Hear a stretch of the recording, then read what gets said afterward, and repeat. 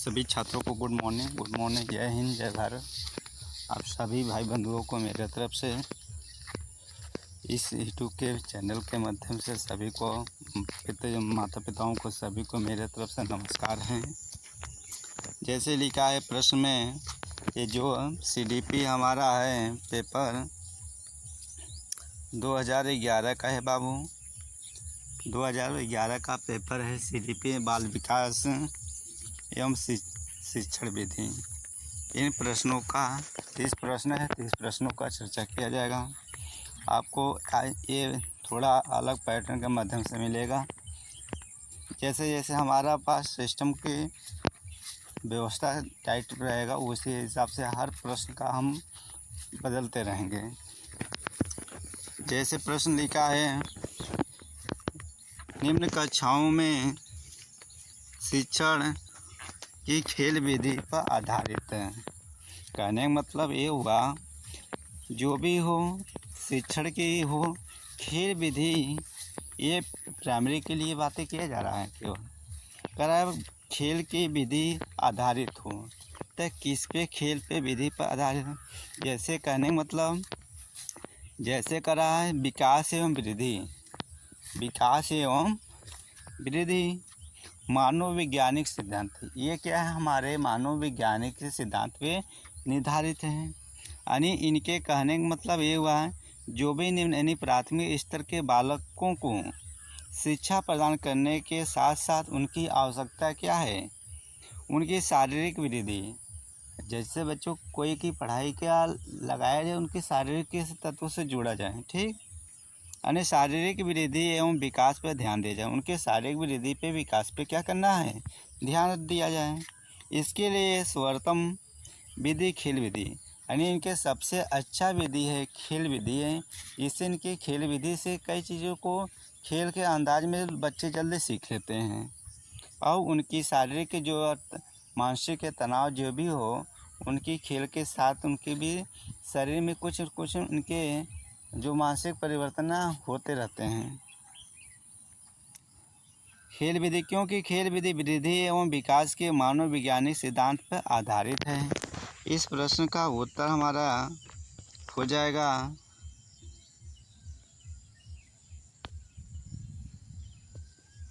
C number हो जाएगा।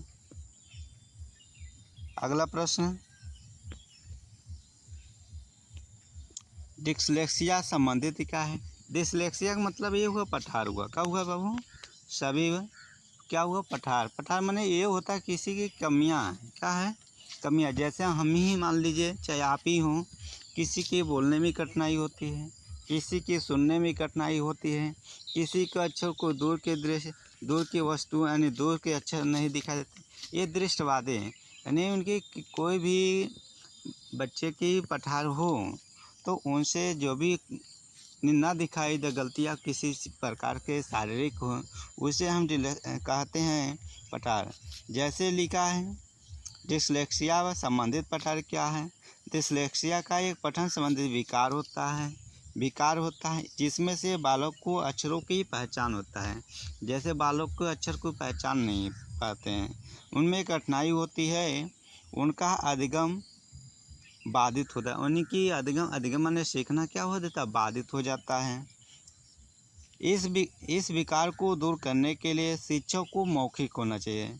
जैसे बच्चे को कुछ नहीं पहचानने में कठिनाई है, उसको बोल कर करना चाहिए। क्या करना चाहिए, बोल कर करना चाहिए। जैसे वो सुनकर वो बातों को थोड़ा पे केयर करें। पर्याप्त अभ्यास पे बल देना चाहिए, उनको अभ्यास कराना चाहिए थोड़ा। ठीक, इस प्रश्न का उत्तर हमारा क्या हो जाएगा,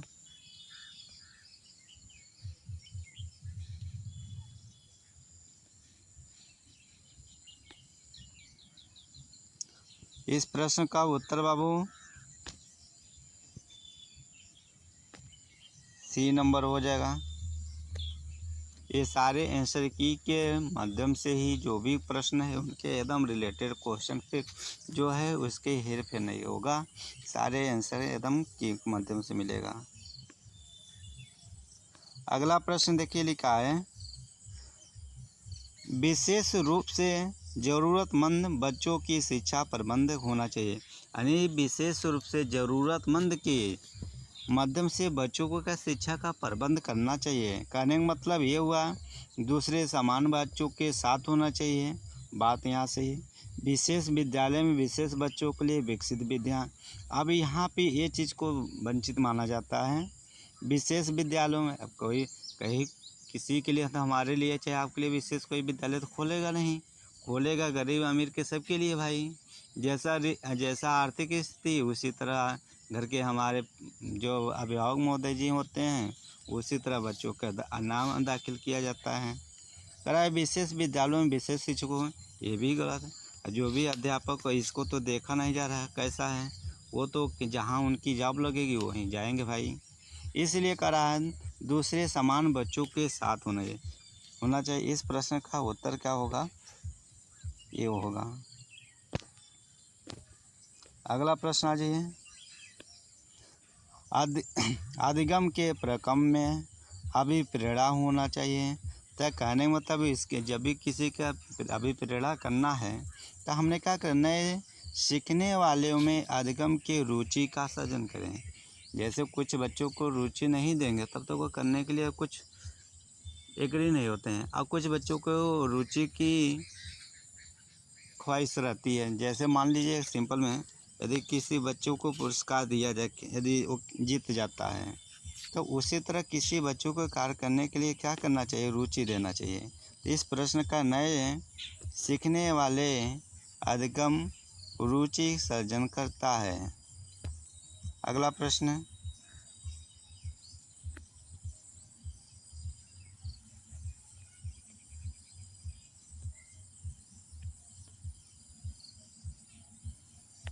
अगला लिखा कक्षा 5 के न्यून दृष्टि वाले बच्चों को क्या यानी इसमें से क्या करना चाहिए। इनका मतलब हुआ है कक्षा में समान रूप से बर्ताव करना चाहिए एवं ऑडियो सीडी के जरिए सहायता प्रदान करना है।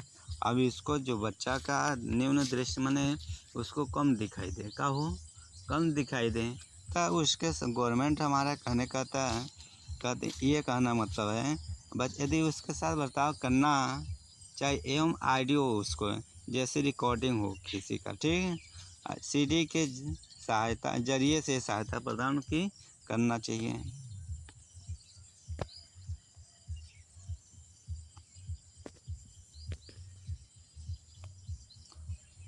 अगला प्रश्न, श्यामपट्ट को शिक्षण सामग्री के किस समूह के अंतर्गत किया जा सकता है।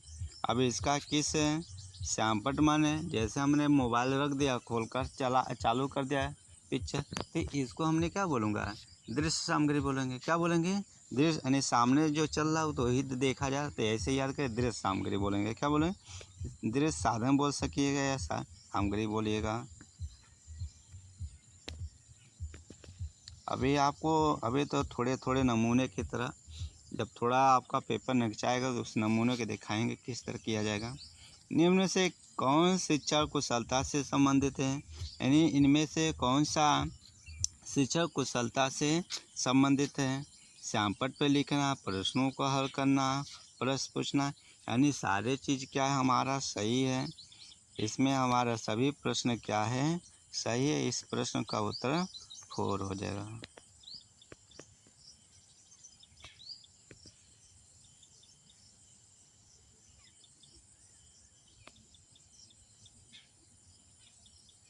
अगला प्रश्न लिखा है कक्षा में जो विद्यार्थी प्रश्न पूछते हैं उन्हें क्या, अब जैसे मतलब बच्चा स्कूल में आया, अध्यापक भी हैं, यदि सवाल उसको ना समझ में आए, यदि सवाल आता है तो बच्चा अर्धदाग पूछता भाई। यदि सवाल आता है अर्धदाग पूछता है।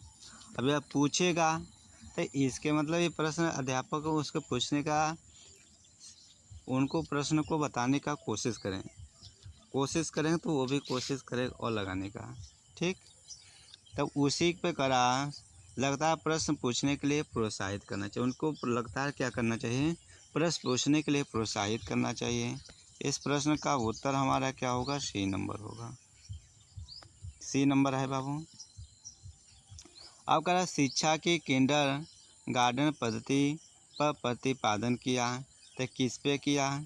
तो ये किंडरगार्टन हमारा जो फ्रॉबेल में क्या है, फ्रॉबेल ने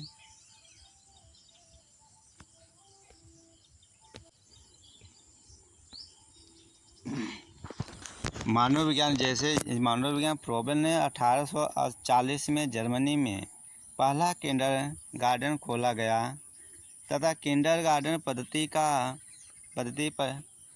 प्रतिपादन भी किया गया। किंडरगार्टन का अर्थ होता बच्चों का बगीचा होता। क्या होता बाबू? बच्चों का बगीचा। अर्थात फ्रॉबेल के अनुसार बच्चे उद्यान में ऐसे नर्सरी की तरह होते हैं। बच्चे क्या नर्सरी केजी के तरह जैसे होते हैं। कारण नर्सरी के अच्छी तरह देखभाल से छोटे पौधे स्वस्थ वृक्ष बनते हैं। जैसे कोई छोटा पौधा लगाया जाए और उसको केयर ना किया जाए, कहीं से आए कोई या कोई व्यक्ति आए या कोई जानवर आया, उस पौधों को केयर ना करेंगे तो उस पौधों को क्या कर देंगे? ख़राब कर देंगे। तो इसी के लिए उन्होंने कहा यदि छोटे बच्चों को क्या करना है, छोटे बच्चों के यदि देखभाल किया जाए तो वो भी क्या हो, यानी स्वस्थ वृक्ष बन सकते हैं, यानी एक स्वस्थ इंसान के रूप में वो भी हो सकते हैं। ठीक उसी तरह बच्चों की देखभाल से उनका मानसिक एवं शारीरिक स्वास्थ्य का विकास हो जाता है, यानी उनके देखभाल करने से उनकी तंदुरुस्ती आ जा सकती है। ठीक, हर चीज़ में आएगी, ये चीज़ की बात नहीं है, हर चीज़ में आएगी। अगला प्रश्न लिखा है, एक अभिभावक आपसे विद्यालय में मिलने के लिए कभी नहीं आता है। एक यानी अभिभावक है विद्यालय में मिलने के लिए नहीं आता है, न अपने बच्चों को कुछ शिकायत वगैरह करने आता है।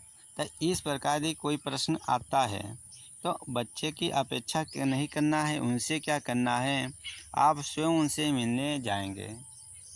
अरे भाई, हमारे उनकी कमी जैसा माहौल उस हिसाब से काम होना चाहिए। ठीक, तो क्या करना है, अभिभावक को यानी आप स्वयं उनसे मिलने की प्रयास करेंगे।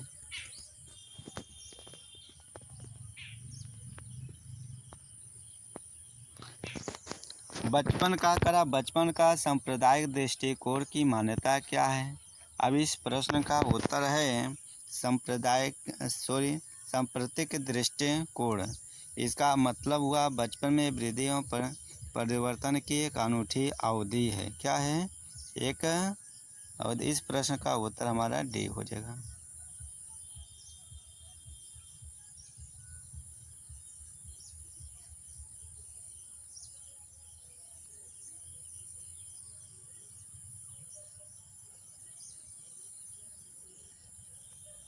अगला प्रश्न है, एक प्रमाणीकृत पठन परीक्षण लेने के लिए 5वीं कक्षा को प्रस्तुत करने में एक शिक्षक को अधिक परामर्श दिया जाता है कि यानी कहने का मतलब जब उसको अधिक से अधिक परामर्श करने के लिए दिया जाए तो परीक्षण में आने वाले समान प्रकार के प्रश्नों के उत्तर देने के लिए छात्रों का अभ्यास कराना चाहिए।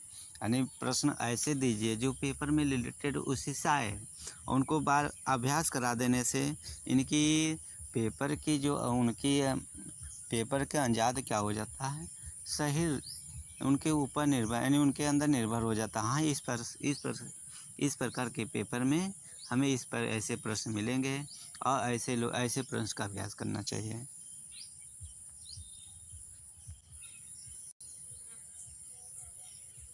अगला प्रश्न लिखा है, असंगठित घर से आने वाले, अब मान लीजिए जैसे मोहल्ला है, सभी एक प्रकार के तो बच्चे नहीं हैं, तो उसी तरह का असंगठित घर से आने वाला बच्चा सबसे अधिक कठिनाई का अनुभव करेगा। उसे किस चीज़ का कठिनाई करे? स्वतंत्र अध्ययन नहीं मिलेगा, उसको स्वतंत्र का अध्ययनता नहीं मिलेगा।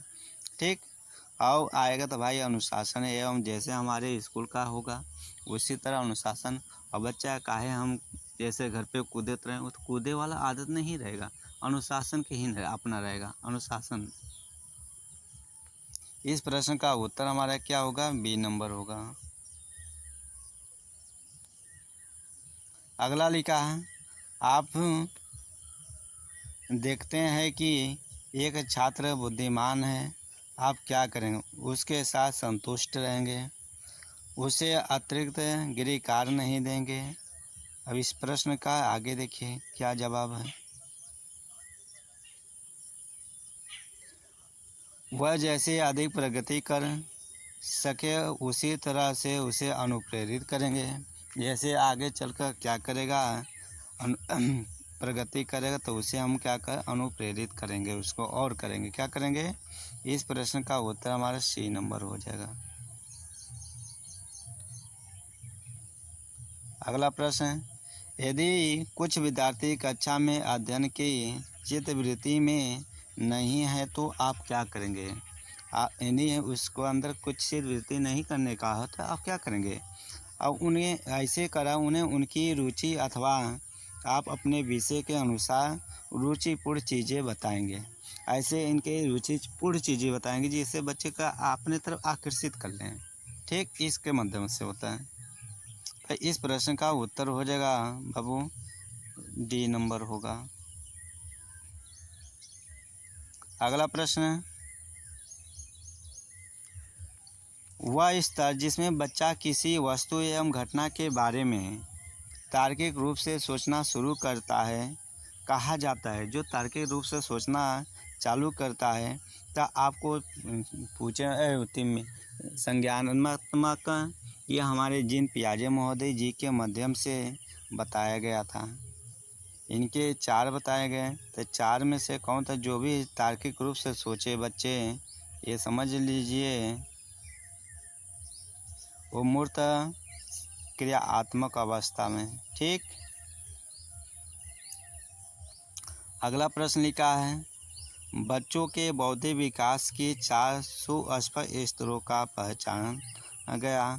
अब देखिए हमने वहाँ कहा, अब यहाँ हाजिर हो गए जीन पियाजे महोदय जी, यहाँ पे क्या हो गए हैं, हाजिर हो गए। इस प्रश्न का उत्तर हमारा क्या होगा, डी नंबर। अब इसमें हमने बोला जीन पियाजे जी का, जीन पियाजे जी नहीं पूछेगा, पियाजे द्वारा बच्चों के बौद्धिक विकास के 4 सुस्पष्ट स्तरों की पहचान किया गया, जिसे संज्ञानात्मक विकास के सिद्धांत के नाम से जाना है, जिन्हें हम संज्ञानात्मक विकास के नाम से जाना जाता है। निम्न में 4 स्तर हैं। इनके क्या है बाबू, 4 स्तर हैं। पहला है सांवेदिक गतिका अवस्था, ये होता है 0 से 2 वर्ष की होती है। दूसरा है पूर्व संक्रियात्मक अवस्था, 2 से क्या होते हैं 7 वर्ष तक होते हैं। मूर्त संक्रियात्मक अवस्था 7 से 11 वर्ष के होते हैं। अब चारिक संक्रियात्मक अवस्था वो होते हैं जो 11 से लेकर 15 वर्ष की अवस्था के होते हैं, उनके लिए किया गया। अगला प्रश्न है, करा अल्प वयस्क बच्चों के अधिगम में अभिभावकों की भूमिका होनी चाहिए। क्या होनी चाहिए, जैसे भाई अभिभावक की अपने कुछ सक्रिय होना चाहिए, इसलिए अग्र सक्रिय होना चाहिए। क्या होना चाहिए बाबू, अग्र सक्रिय होना चाहिए। इस प्रश्न का उत्तर बी नंबर हो जाएगा। अगला प्रश्न लिखा है, बच्चों के संज्ञानात्मक विकास को सबसे अच्छे तरीके से कहाँ परिभाषित किया जाता है। सबसे अच्छे तरह से कहाँ पे उनकी परिभाषित किया जाता है भाई, खेल के मैदान में, विद्यालय एवं कक्षा में, करा ऑडिटोरियम में, गृह में। देखिए कभी भी बच्चों के यदि दिया जाए अच्छे तरह से कोई भी परिभाषित करने के लिए शिक्षा के लिए, तो विद्यालय क्या है, विद्यालय है। डिफिनेशन है, आप पढ़ लीजिएगा। इसका प्रश्न का क्या हमने लगा दे बाबू, बी नंबर है।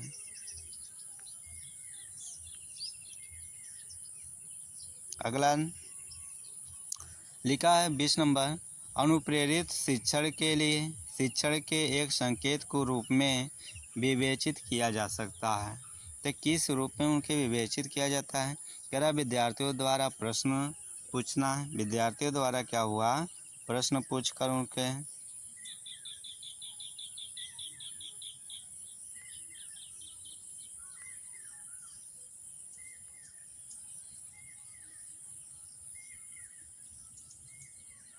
करा कक्षा में विद्यार्थियों की रुचि बनाए रखने के लिए एक शिक्षक का उचित क्या है, यानी कक्षा में विद्यार्थियों की रुचि बनाए रखने के लिए एक शिक्षक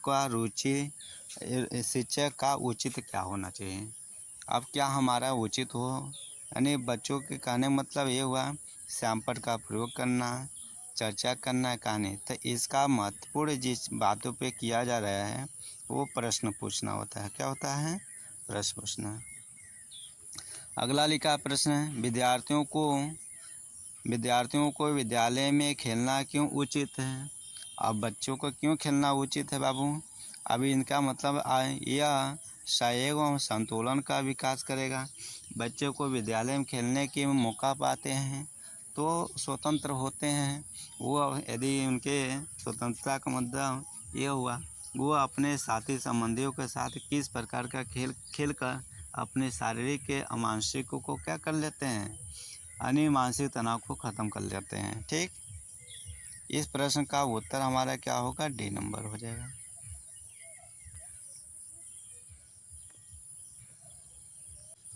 अगला लिखा, परिवार एक साधन है। भाई परिवार तो हम लोग का सभी का क्या है? साधन है। अब किस प्रकार का साधन है? औपचारिक होता है, अनौपचारिक होता है। तो आप लोग सुनेंगे बीए में पढ़े होंगे, एमए में पढ़े होंगे, तो ये औपचारिक अनौपचारिक प्रश्न मिलता है। ठीक, तो आप लोग ध्यान रखिएगा। औपचारिक जो भाषा होते हैं, अनौपचारिक भाषा होते हैं जो हमारे परिवार से रिलेटेड होते हैं, पारिवारिक से। जो हमारे औपचारिक होते हैं वो विद्यालय से रिलेटेड होते हैं। आप याद रखिए, परिवार का साधन हमारा क्या है? अनौपचारिक है। औपचारिक क्या है? विद्यालय है। इस प्रश्न का उत्तर हमारा क्या हो जाएगा बाबू? ए नंबर हो जाएगा। अनौपचारिक हम लोग हैं। ठीक, एक शिक्षक विद्यार्थी में सामाजिक मूल्यों का विकसित करता है। तो किस प्रकार करता है? इस प्रश्न का उत्तर हमारा क्या हो जाए? आदर्श रूप में बर्ताव करना। उसके आदर्श रूप में क्या करना? बर्ताव करना। इस प्रश्न का उत्तर हमारा हो जाएगा बाबू सी नंबर। क्या हो जाएगा? C number. कहने मतलब शिक्षक स्वयं को आदर्श रूप से प्रस्तुत करके तथा आदर्श आचरण में अपना करके छात्रों में एवं सामाजिक नैतिकता का मूल्यों का विकास करें। उनके नैतिक मूल्यों का क्या करना चाहिए? विकास करना चाहिए। ठीक, अगला प्रश्न है, एक शिक्षक के लिए सबसे महत्वपूर्ण क्या है? एक अध्यापक के लिए सबसे क्या महत्वपूर्ण है? कक्षा में अनुशासन बनाए रखना। बात तो अनुशासन तो करेगा, बाकी सबसे अच्छा पूछा, सबसे महत्वपूर्ण क्या है? कक्षा में समय अनुवर्ती होना चाहिए। विद्यार्थियों की कठिनाइयों सबसे ये वो माना गया, बच्चों की कठिनाइयाँ का दूर करना। क्या होता है? बच्चों की कठिनाइयाँ को दूर करना सबसे महत्वपूर्ण क्या है? बच्चों की कठिनाइयों का दूर करना।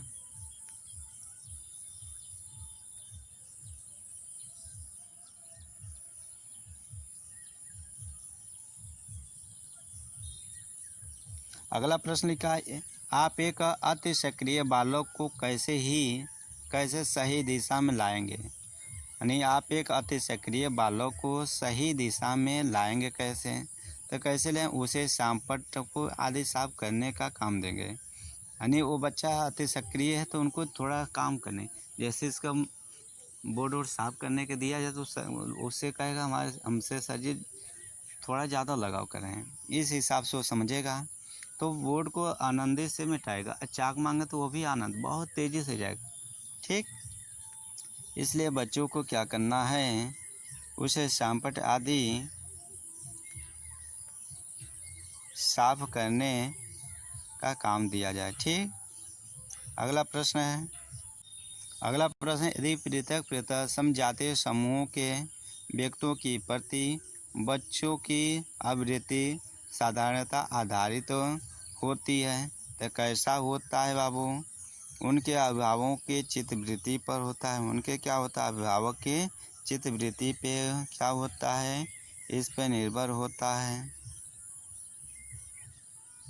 इस प्रश्न का उत्तर ए हो जाएगा। अगला प्रश्न लिखा है,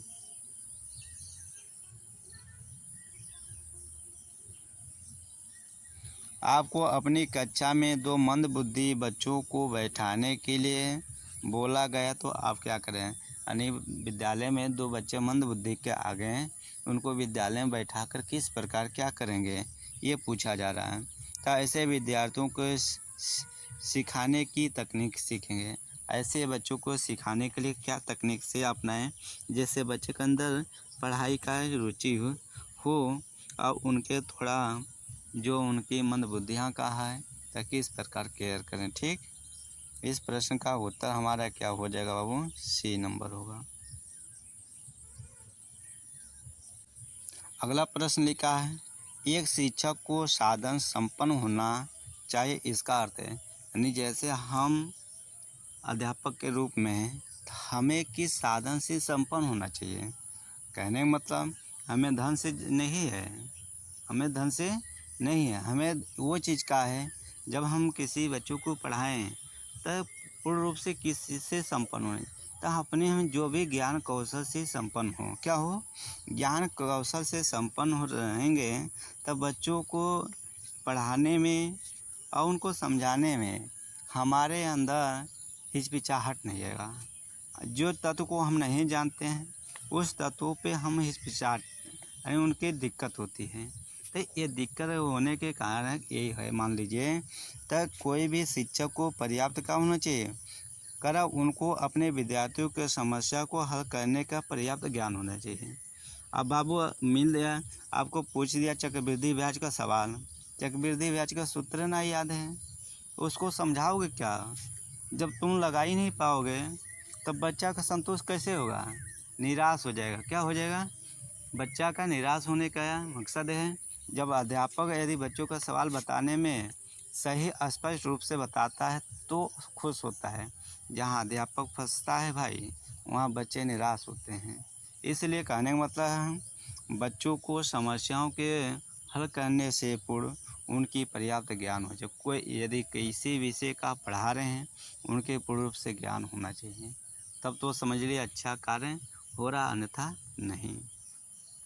देखा जा रहा है ऐसे चल रहे हैं तो ऐसा सबको दिया जा रहा है। तो इनके डिफिनेशन में देखिए, एक शिक्षक का साधन संपन्न होना चाहिए, अर्थात शिक्षक को उन सभी शैक्षिक गुणों एवं कौशलों का परिपूर्ण होना चाहिए जिससे शिक्षा कार्य सुगम रूप से चलता हो और साथ ही छात्रों के समस्या के समाधान के लिए पूर्ण ज्ञान शिक्षक के लिए आवश्यक होना चाहिए। बात सही कहा गया है। अगला प्रश्न लिखा है, अगला प्रश्न, बच्चों में संवेगात्मक समायोजन प्रभावी होता है तो किस प्रकार होता है? देखिए भाई, हमने थोड़ा समय का हमने जैसे जैसे हमारे समय को उपलब्धियाँ हुआ उस हिसाब से हमने आपको एक यूट्यूब पे जुड़ने का प्रयास किया। ठीक, करा बच्चों में संवेगात्मक समायोजन का प्रभावी होता है कि किस प्रकार होता है? व्यक्तिगत कार्य निर्माण के लिए, कक्षा शिक्षण में, अनुशासन में, उपयुक्त में से सभी होना चाहिए। क्या होना चाहिए?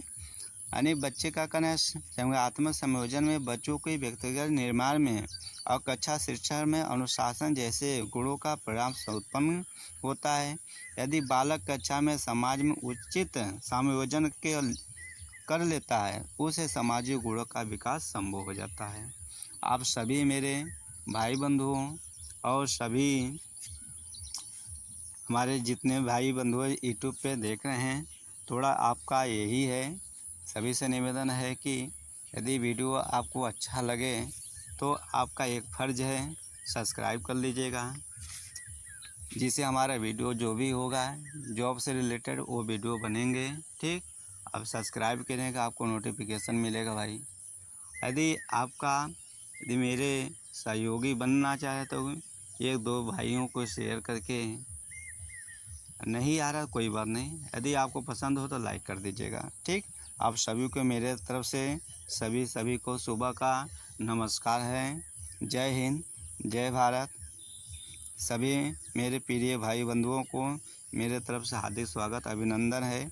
इस नव दुर्गा पूजा का अपना तैयारी करिएगा और यह अपनी पढ़ाई की भी तैयारी करते रहिएगा। ठीक, दोनों अपनी रखिएगा।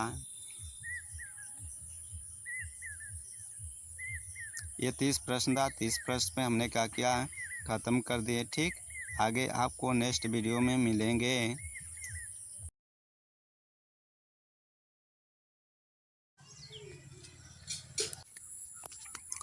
सभी छात्रों को गुड मॉर्निंग, गुड इवनिंग। सभी भाई बंधुओं को नमस्कार। सभी परिवारजनों को मेरे तरफ से सभी को प्रणाम है। यूपी टेट 2013 का बाबू है। यूपी टेट 2013 का पेपर है। इस 2000 पेपर का टेट जो हमारा बाल विकास एवं शिक्षा विधि है, इस प्रश्न पे चर्चा किया जाएगा। पहला प्रश्न है बाबू, करा समय व्यक्ति को उत्तेजित दिशा है, यह कथन निम्नलिखित में से किसका है? यानी यह कथन किस व्यक्ति का है? तो इस कथन का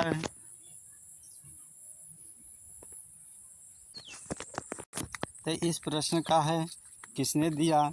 तो हुड वर्ड ने दिए थे। इस प्रश्न का उत्तर बी नंबर हो जाएगा। क्या हो जाएगा बाबू?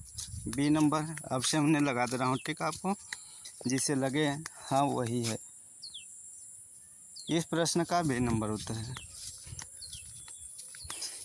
करा समय के लिए अंग्रेजी का शब्द इमोशन होता है। समय का जो होता है शब्द इमोशन होता है, जिसकी उत्पत्ति एमोएर से हुई। इसका अर्थ होता उत्तेजित करना। इसका अर्थ होता है उत्तेजित करना।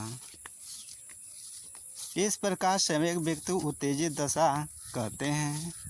इस दशा में हमारा आंतरिक व्यवहार बदल जाता है। यानी इस दशा में उसके आंतरिक व्यवहार में क्या हो जाता है?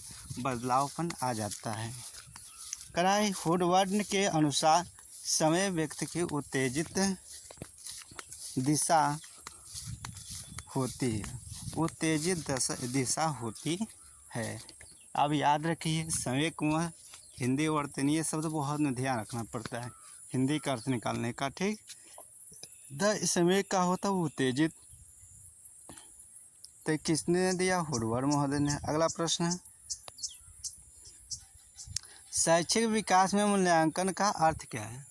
शैक्षिक विकास में मूल्यांकन का अर्थ क्या है? तो इसका मूल्यांकन का मतलब होता है उनकी ज्ञान की क्षमता का मूल्यांकन है। ज्ञान की क्षमता के उनकी क्या करना है? मूल्यांकन करना है। इस प्रश्न का उत्तर हमारा हो जाएगा डी नंबर। क्या हो जाएगा बाबू? D number. अगला प्रश्न, आप वीडियो को देख कर आराम से रेफरेंस पढ़ लीजिएगा। पूर्वाग्रही किशोर किशोरी अपने की प्रति कठोर होंगे। कब होंगे? जब उनकी समस्या आएंगे। क्या आएंगे बाबू? समस्या आएंगे। उनके प्रति क्या होंगे? कठोर हो जाएंगे। धीरे धीरे अपना उस पर फीलिंग करेंगे और कठोर होते जाएंगे। अगला प्रश्न, संज्ञानात्मक विकास के 4 चरणों संवेदी पेशियाँ, पूर्व सक्रियात्मक, स्थूल सक्रियात्मक और औपचारिक सक्रियात्मक की पहचान की गई है। ये तो हम लोग बहुत इस चीज़ का रिवीजन कर दिया गया हद से ज़्यादा है, ठीक। इस प्रश्न के उत्तर हमारे हो जाए जीन पियाजे में। जब इनकी थ्योरी पढ़ाया जाएगा तब इनके आप जानेंगे हाँ कुछ इनके अंदर अंजाद भी कला भी है। तो इस प्रश्न का लिखा जीन पियाजे महोदय जी उत्तर हो जाएंगे।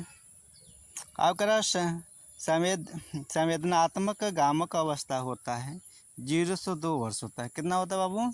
0 से 2 वर्ष की आयु तक होता है। दूसरा है पूर्व सक्रियात्मक अवस्था, इसका होता है 2 से 7 वर्ष होता है। मूर्त सक्रियात्मक अवस्था 7 से 11 वर्ष का होता है।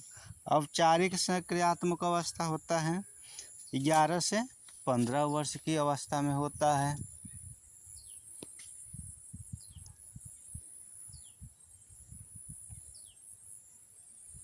अगला लिखा, कौन से गुण अच्छे मानसिक स्वास्थ्य के लिए नहीं है? कौन से गुण अच्छे मानसिक स्वास्थ्य के नहीं हैं? इसका है करा बहुत विनती या स्वयं में समिति। इस प्रश्न का उत्तर हमारा क्या होगा? C number. क्या होगा? C number. डिफिनेशन वीडियो रोक कर पढ़ लीजिएगा अपना। अधिगम क्षमता में निम्नलिखित में से किससे प्रभावित नहीं होती है? किससे प्रभावित नहीं होती है। इस प्रश्न का उत्तर हमारा क्या हो जाएगा, डी। क्या हो जाएगा बाबू, डी नंबर हो जाएगा। अगला प्रश्न कह रहा है किस अधिगम मनोवैज्ञानिक ने बाल अधिगम विकास में पुरस्कार को महत्व नहीं दिया। किस मनोवैज्ञानिक ने पुरस्कार का महत्व नहीं दिया। तो इसका गुथरी महोदय जी ने पुरस्कार की महत्व नहीं दिए। अगला लिखिए, देखिए निम्नलिखित में से किस एक से शिशु के अधिगम को सहायता नहीं मिलती है। तो किस में नहीं मिलते हैं, स्कूल का बस्ता।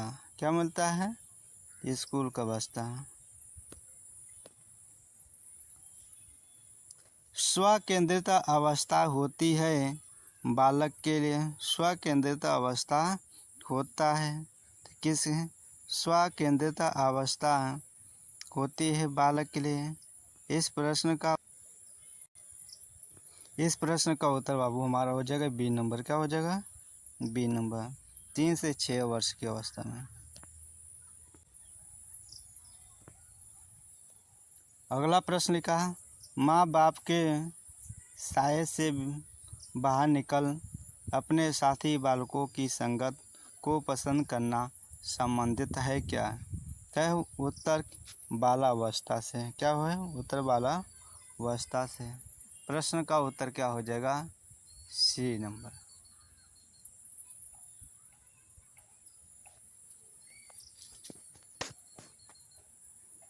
अगला लिखा, मानसिक परिपक्वता की ऊंचाई को छूने के लिए प्रयत्न रहना संबंधित है।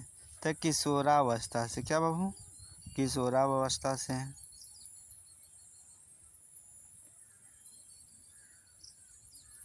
अगला प्रश्न है, सीखने का प्राथमिक मूलभूत नियम संबंधित है। तो किससे संबंधित है, था तत्परता से। क्या होता है, तत्परता से। ठीक। अगला देखिए, तत्परता का जो हमारे ठंडाई महोदय जी थे, इसने इन तीनों को नियमों का उल्लेख किए थे। ठीक। करा जिसमें तत्परता का नियम है, यह नियम कार्य करने के पूर्व तत्पर या तैयार किए जाने वाले बल देता है। यदि हम किसी कार्य को सीखने के लिए तत्पर या तैयार होते हैं तो उसे शीघ्र ही सीख लेते हैं। तत्परता में कार्य करने की इच्छा निहित है। ध्यान केंद्रित करने में तत्परता सहायता करती है।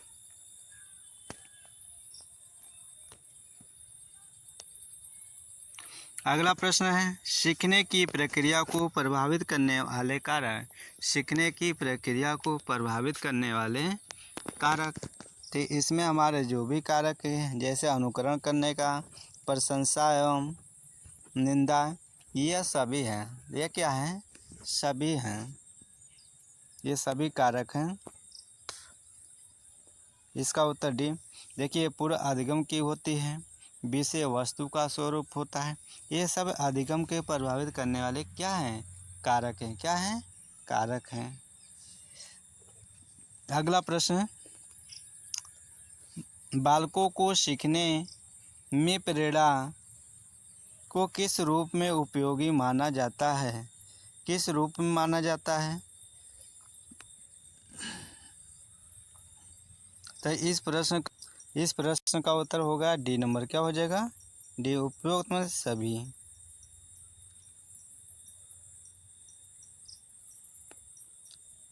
अगला प्रश्न, कक्षा में विद्यार्थियों को अधिगम के लिए प्रेरित करने होते हुए किस युक्ति का उपयोग आप नहीं करते हैं। यानी बच्चों को क्या करना, अभिप्रेरित करने के लिए किस युक्ति का अनुरूप नहीं करते हैं। ठीक। तो इस प्रश्न का उत्तर हमारा होगा उनकी अत्यधिक प्रशंसा नहीं करना चाहिए। अत्यधिक उनकी क्या करना चाहिए, प्रशंसा नहीं करनी चाहिए। अगला प्रश्न, वृद्धि एवं सृजनात्मक में किस प्रकार का सहसंबंध पाया जाता है। तो किस प्रकार का सहसंबंध पाया जाता है? इस प्रश्न का उत्तर हमारा क्या हो जाएगा? ये क्या हो जाए? धनात्मक होता है।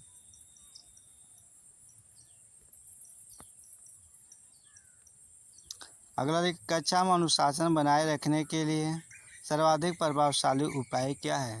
यानी कक्षा में अनुशासन बनाए के लिए सर्वाधिक क्या उपाय हो सकता है? तो हमने क्या करना, शिक्षण के रोचक एवं व्यवहारिक बनाना चाहिए। शिक्षक का जो भी शिक्षण कार्य होना चाहिए वो रोचक होना चाहिए, बच्चों का व्यवहारिक होना चाहिए। ठीक। अगला प्रश्न, शैशवावस्था में बच्चों के लिए क्रियाकलाप होते हैं क्या? तो इस प्रश्न का उत्तर हमारा होगा ये मूल प्रवृत्त्यात्मक होता है। इस प्रश्न का उत्तर ए नंबर हो जाएगा। अगला प्रश्न,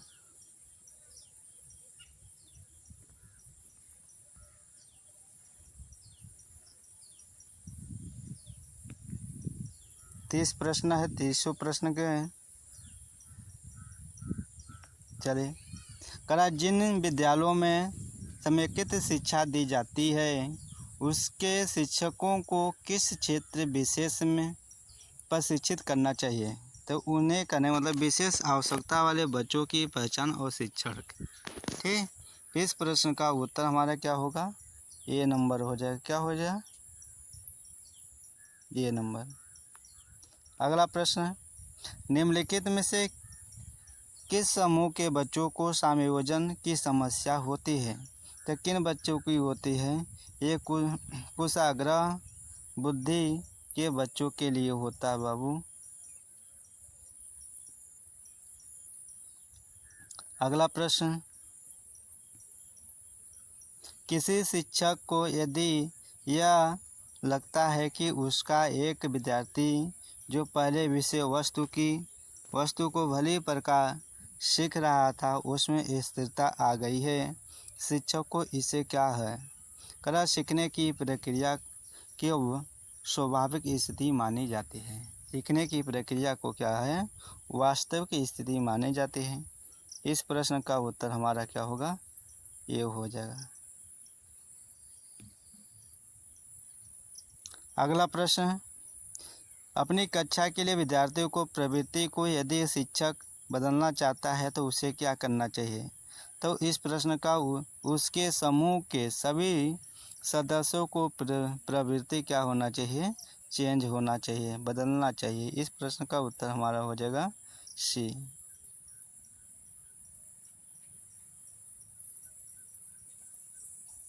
अगला प्रश्न है बाबू, विकास का वही संबंध परिपक्वता से है जो उद्दीपन का है।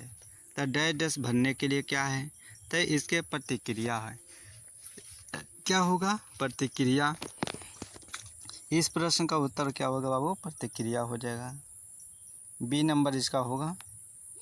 जैसे अगला प्रश्न क्या है, पियाजे मुख्यतः डैश डैश के क्षेत्र में योगदान के लिए जाने जाते हैं। जो हमारे जिन पियाजे महोदय जी हैं किस योगदान के लिए मुख्यतः जाने जाते हैं? तो इनका मुख्य सिद्धांत के नाम से जाने हैं, यह ज्ञानात्मक विकास के लिए। ठीक।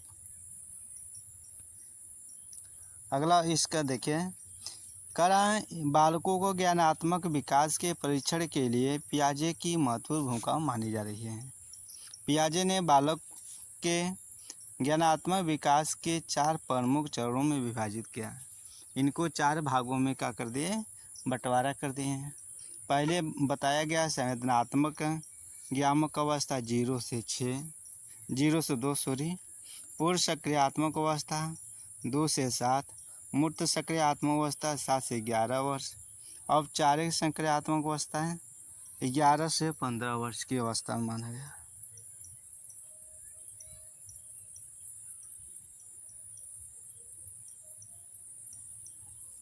अगला लिखा, जब कभी 2 या अधिक व्यक्ति एक साथ मिलते हैं और एक दूसरे के प्रभावित करते हैं तो वो एक सामाजिक समूह का निर्माण करते हैं। यह कथन किसका है? यह कथन किसका है? बी नंबर इस प्रश्न का उत्तर हो जाएगा सत्य। अगला, शिक्षा प्रक्रिया में निम्नलिखित में से किसका भली प्रकार ध्यान रखना चाहिए, यानी किसका भली प्रकार से ध्यान रखना चाहिए। कहने का मतलब शिक्षार्थियों के सक्रिय सहभागिता, अनुशासन या नियमित। अनुशासन उस समय चाहिए जिस समय उनकी आवश्यकता हो।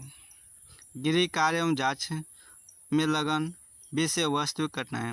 तो इस प्रश्न का भली प्रकार किस पे ध्यान रखना चाहिए। करा विद्यार्थियों की सक्रिय सहभागिता होनी चाहिए। विद्यार्थियों के क्या होने चाहिए, सक्रिय सहभागिता होना चाहिए। इस प्रश्न का हमारा क्या उत्तर हो जाएगा, ये नंबर हो जाएगा। क्या होगा बाबू, 1 नंबर हो जाए।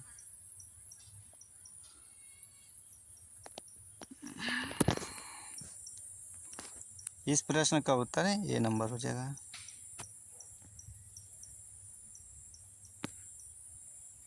अगला है, निम्नलिखित व्यक्तियों में से कौन अपने बच्चों को आंतरिक प्रेरणा दे रहा है, यानी कौन से इसमें अपने बच्चों को आंतरिक प्रेरणा दे रहा है।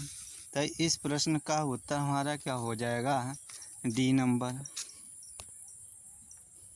कहने का मतलब विज्ञान विषयों में स्वच्छ अंक पाने पर राकेश कुमार अपने पुत्र की प्रशंसा करें। यानी मान लीजिए सिंपल उदाहरण, यदि घर के कोई बच्चा अच्छा खासा नंबर ले लेता है और अपने पिताजी को बताता है, पिताजी को बताने के बाद उनकी इच्छा को यानी उत्तेजना बढ़ाते हैं, उत्तेजना उनकी खुशियाँ को भर देते हैं। भरने के बाद एक चौराहे बैठते हैं, तो उनका जब गांव में उनके अच्छे लड़के अच्छे मार्क लाए रहते हैं, उनकी प्रशंसा किया जाता है, तो गार्जियन क्या हो जाता है, खुश रहता है और उसके अंदर मनोबल भी आ सकता है। इसलिए इस प्रश्न का उत्तर हमारा क्या होगा, डी नंबर हो जाएगा।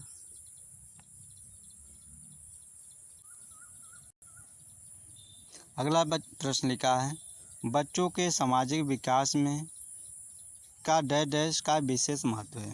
यानी बच्चों के सामाजिक विकास में विशेष महत्व किस चीज़ का दिया जाएगा। खेल पे, दिनचर्या पे, बाल साहित्य, संचार साहित्य है, तो सभी विशेष महत्व देने के बाद कहा गया सभी कार्य करने के लिए हैं, बाकी महत्व की बातें किया गया तो खेल पे दिया जाएगा।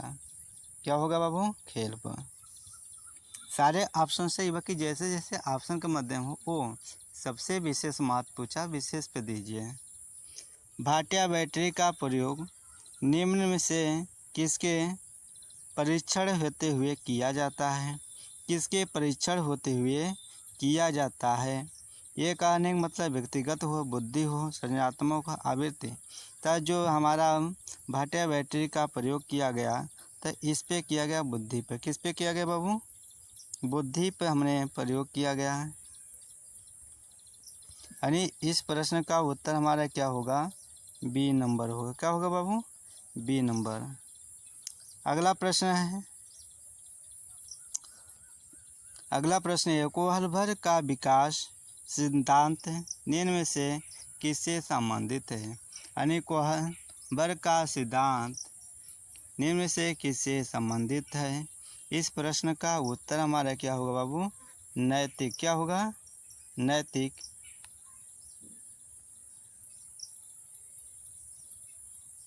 इस प्रश्न का उत्तर हमारा क्या हो जाए, नैतिक। क्या होगा बाबू, नैतिक विकास।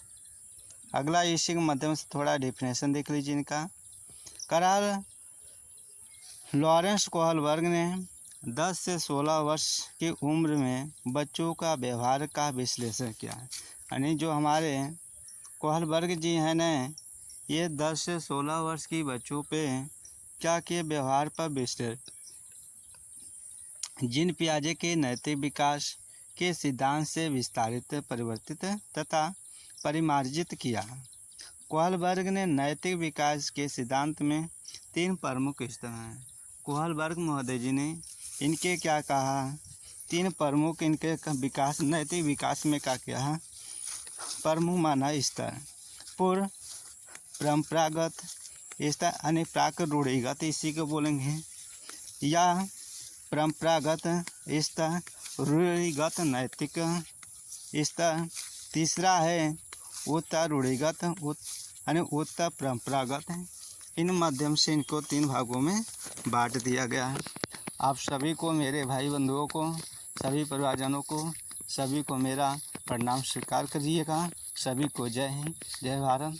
ज़्यादा से ज़्यादा आप लोग मेरे वीडियो को शेयर करिए और जिन भाई बंधुओं को सभी प्रकार के शिक्षित में एक माध्यम से लाइए। ठीक, जय हिंद, जय भारत।